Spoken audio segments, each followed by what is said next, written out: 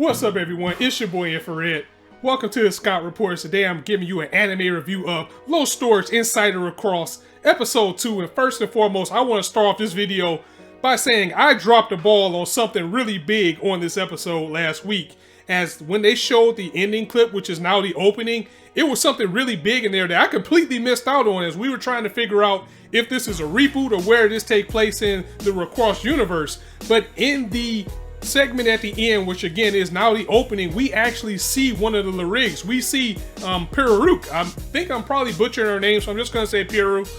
We saw her in the opening in her human form, because remember at the end of the series, all the lyrics are walking the earth now. They got their lives back. They're walking the earth as humans. And we see her in the ending shot. They did a split screen where one side was her human side and the other side was her as her lyric. And she was Akira's lyric in the last series. So this is definitely a continuation. And also something else that I missed is that when they were doing the battle with Suzu last week, we saw one of those battle tables that they were fighting on. We saw one of those on the ground destroyed. So the events of the past series definitely happened, and this is definitely a continuation. The only question is now is how much time has passed. More importantly, how is this still selector battles going on? And with Piru being there, how is she a selector? That's pretty interesting. So with that being said, let's also touch on something that I really did think about, because this title has a lot of meaning as far as what's going on in this series, as we got a big reveal that if you choose to, the winner of this competition, the selector that wins, will have the ability to change one of their memories. They can either change it, alter it, delete it, or they can make a brand new memory of something that never happened. So that is big, and the possibilities of things people want to do is going to be humongous with that type of thing. As you can see, the darkness starting to creep in this episode, and the title itself, it's a wordplay. Lostorage is a wordplay for lost storage, and incited is another word for persuaded. So if you think about it, it's Lostorage Persuaded, and now putting that two and two together with what the grand prize is for this competition really makes sense now. So it looks like overall this season is going to be about actually manipulating or changing the past instead of making a wish like we saw before. And we get right into the savagery in this episode as Piru actually approaches Chinatsu, as this was a Chinatsu focused episode, and she straight up off-paneled her in the selector battle. We didn't even see what happened. We just see that Chinatsu had lost. And Piru tells her basically that as long as you keep holding back, you are going to lose. So that's interesting to see her character, because those words ring through her throughout the episode, and it really is building up with her as a character, as she's definitely an intriguing one. And of course, Chinatsu's lyric is called Miru, just like how Suzu's name was Riru. That's a tongue twister. But anyway, based off the little doll that she carries as a homage to her best friend, which again is another big part of the episode, because when they were little, Suzu used to really look up to Chinatsu. She always strived to say, I want to be just like you. So it's a heavy influence that these two have on each other. And we finally get to see a little bit more of Chinatsu's life. I mean, she was barely in the last episode, so it was needed for this one to be focused on her, as we see that she goes to school all day, she goes to work at McDonald's all night, and she comes home and stays up to like 2 a.m. studying and have to do the same thing over and over again. And that has to be a taxing life, because she wants to do really well in school. She's going to this private school and she's trying to get a scholarship. She doesn't have time to hang out with her friends because she has to study, and when she's not studying, she's at work, and then her friends are spreading rumors about her. Things are just going bad for her, and to make things even worse, the reason why she is doing so much right now, and because she really shouldn't have to, is because her father lost her job, and when he lost his job, they had to sell the house, causing them to have to move. And that's why when Suzu was sending her those letters, they were getting rejected. But maybe this is just me being too observant or maybe nitpicking, but it's kind of like if they were going to the wrong address, wouldn't they just get routed back? Or wouldn't they just get routed to the right address? It kind of makes me wonder if, and it's kind of far-fetched, I know it's just a theory, but it kind of makes me wonder if Chinatsu was actually sending those back to her because she felt that she wasn't living up to the expectations that her friend had from her. I mean, she really does admire this girl, and to hear that she's doing so bad and so down and out, it really could be one of those things that she think would have a negative effect on her friend overall. So Chinatsu is basically paying for her tuition out of her pocket for this private school and for her future college. And then her job is even saying, hey, can you work some more hours?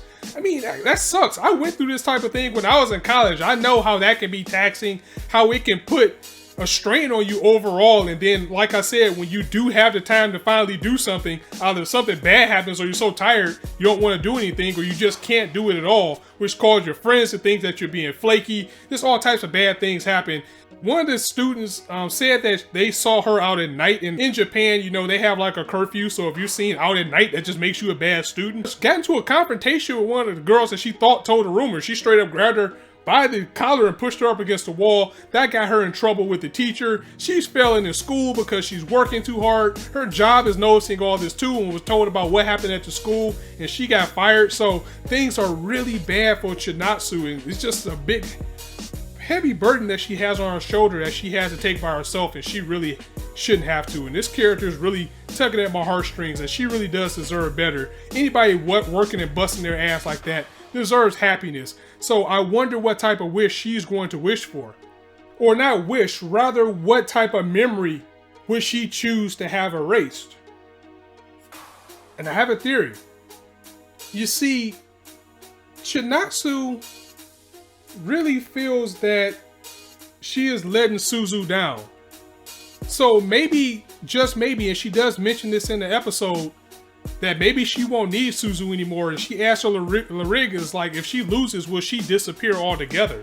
So I'm wondering if she would choose to have the memories of her erased, of Suzu erased, so she wouldn't have to live up to that expectation. This series is going to get dark, so it's not uncommon for this type of thing to happen. We also catch up with Suzu in this episode as well. She's confronted once again by the girl whose name is Hana, and she's the selector that had the blonde hair and the glasses who's following her around. She's an interesting character herself because, number one, she is actually a lacrosse game reviewer. So it's like you're playing a pro out there, and she loves the thrill of the battle. She loves battling people so she can write some bomb articles. So that's just kind of broken, but kind of good at the same time. And also, she was the one that basically dropped the bombshell of the episode by saying that I want to win for the reward, and I want to manipulate a precious memory.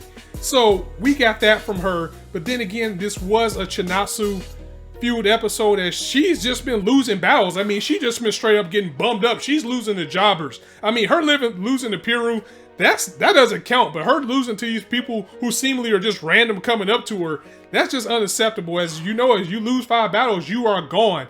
However, everything that she's been going through, all the hate and all the loss that she's going through, the things that she doesn't want to lose, the things that she works too hard for, finally comes up inside of her to will her to win her first battle after she lost. Pretty much she lost 2 battles in this episode, but she was confronted by a little girl in this one, and she was able to use her coin, something that she didn't want to do. She didn't want to use her coin because she wanted to win by her own strength, and her pride could end up being her downfall if she doesn't get out of this mode.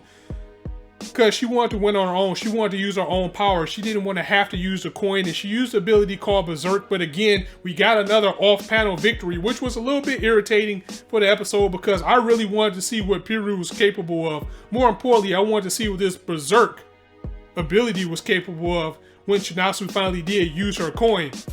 But anyway, she ends up beating the little girl. She has her will to win now.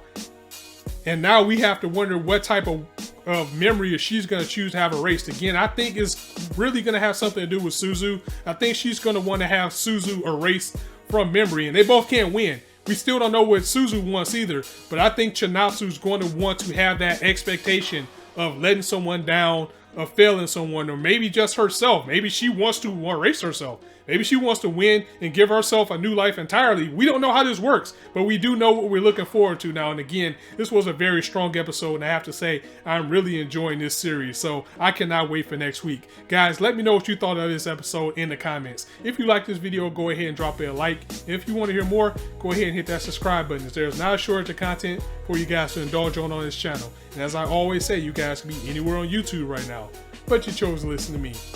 And I really appreciate that, so thanks for stopping by. On that note, it's your boy Infrar-Ed signing out. See you soon.